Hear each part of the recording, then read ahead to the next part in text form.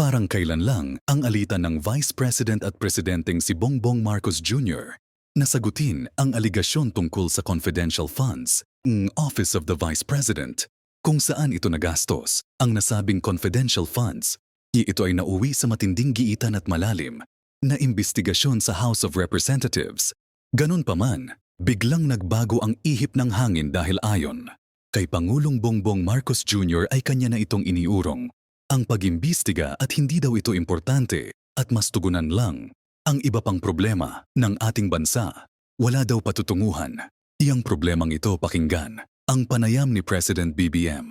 Well, it was actually private communication but nalik na, yes. Because that's really my opinion. This is not important. This does not make any difference to even one single Filipino life. So why waste time on it? Mga kaibigan, ano kaya ang posibleng dahilan? Bakit biglang pinahinto ni PBBM ang pag-imbestiga sa naturang isyo? Dagdag pa niya anunman ang mangyayari kung merong isang taong mag-file ng impeachment laban kay Vice President Sara Duterte. Parang wala ring mangyayari anya. What will happen to if somebody files an impeachment?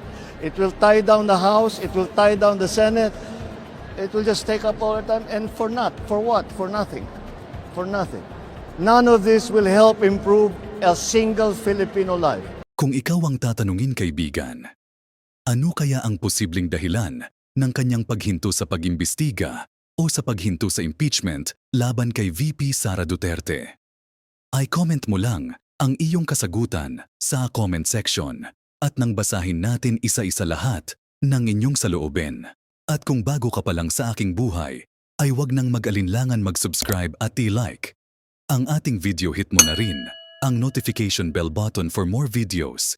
Maraming salamat at mabuhay ang mga Pilipino.